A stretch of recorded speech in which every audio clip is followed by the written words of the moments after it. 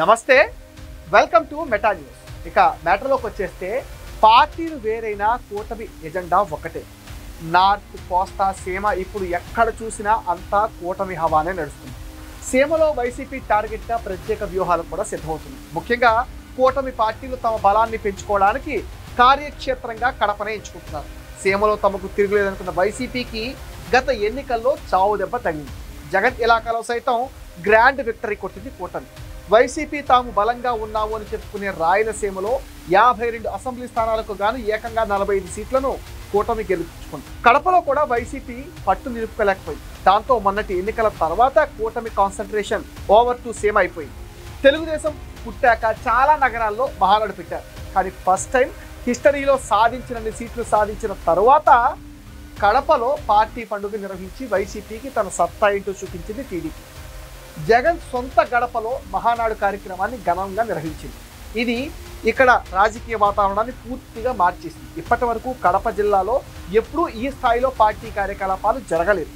ఆ లోటును ఈసారి అధిగమించి రాయలసీమలో తాము బలంగా ఉన్నామని చాటి చెప్పింది. తెలుగు తమ్ముళ్ళు ప్రజలు పెద్ద ఎత్తున తరలి వచ్చి కూటమికే తమ మద్దతుని చాటి చెప్పారు. దీంతో ఇప్పట్లో వైసీపీ అక్కడ కోలుకునే పరిస్థితి అయితే ప్రస్తుతానికి కనిపించడం లేదు.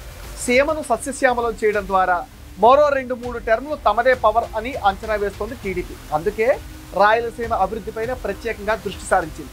సీఎం చంద్రబాబు కూడా నెలలో కనీసం 2 సార్లకు తక్కువ కాకుండా సీమ జిల్లాల్లో టూర్లు వేస్తున్నారు.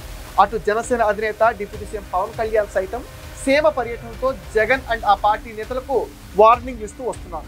అధికారంలోకి వచ్చిన తర్వాత అనేక సార్లు కడపలో పర్యటించారు. కూడా అనేక కార్యక్రమాలు కూడా అక్కడి నుంచే మొదలుపెట్టారు. కడపలో రచ్చబండ కార్యక్రమం పెట్టారు. ఆ మధ్య ఎంపీడీఓ మీద జరిగిన దాడిని ఖండించి వచ్చారు పవన్. కడపలో పర్యటించి సజ్జల రామకృష్ణారెడ్డి కుటుంబ సభ్యుల ఆధీనంలో ఉన్నాయని ఆరోపిస్తున్న అటవీ భూములను పరిశీలించారు.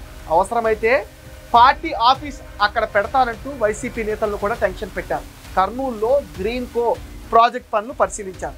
రాయలసీమలో గోండాగిరి చేస్తే ఊరుకునేది లేదంటూ వైసీపీ నేతలకు వార్నింగ్ ఇచ్చారు పవన్. ఇప్పుడు కూటమిలో మరో మిత్రపక్షం కూడా సీమలో వైసీపీ టార్గెట్గా ముందుకెళ్తుంది. బీజేపీ కూడా కడప నుంచే తన కార్యాచరణ రెడీ చేసింది. బీజేపీకి కొత్త అధ్యక్షుడిగా నియమితులైన టీవీఎన్ మాధవ్ రాష్ట్ర పర్యటనలకు సిద్ధమవుతున్నారు. వాటిని కూడా కడప నుంచే మొదలుపెట్టారు. ఉత్తరాంధ్రకు చెందిన మాధవ్ అక్కడ నుంచే పార్టీ యాక్టివిటీస్ మొదలు పెడతారని అంతా అనుకున్నారు. కానీ మాధవ్ తన తొలి రాష్ట్ర పర్యటనను రాయలసీమ నుంచి, అది జగన్ సొంత ఇలాకా కడప నుంచి ప్రారంభించడం చర్చనీయాంశం అయిపోయింది. కడపను రాజకీయ కోణంలో కాకుండా ఆధ్యాత్మిక కోణంలో చూస్తున్నాం, అందుకే కడపను ఎంచుకుంటున్నామని చెప్తున్నారు. 5 విడతలుగా సారథ్య కార్యక్రమం రాష్ట్ర వ్యాప్తంగా చేపడుతుంది బీజేపీ. వాస్తవానికి రాయలసీమకు చెందిన వ్యక్తినే బీజేపీ అధ్యక్షుడిగా నియమిస్తారని ప్రచారం జరిగింది. కానీ ఉత్తరాంధ్ర వ్యక్తికి బాధ్యతలు అప్పచెప్పింది బీజేపీ అధిష్టానం. 2024 ఎన్నికల్లో రాయలసీమ మొత్తం ఉమ్మడి జిల్లాల్లో వైసీపీ గెలుచుకుంది కేవలం 7 సీట్లు మాత్రమే. జగన్ సొంత జిల్లాలో 3, ఉమ్మడి కర్నూలులో 2, చిత్తూరు జిల్లాలో 2 ఎమ్మెల్యే సీట్లు గెలుచుకుంది. అనంతపురం జిల్లాలో 0 అయింది. ఈ క్రమంలో వచ్చే ఎన్నికల్లోనూ వైసీపీని మరింత చావు దెబ్బ కొట్టేలా కూటమి వ్యూహాలు రచిస్తోంది.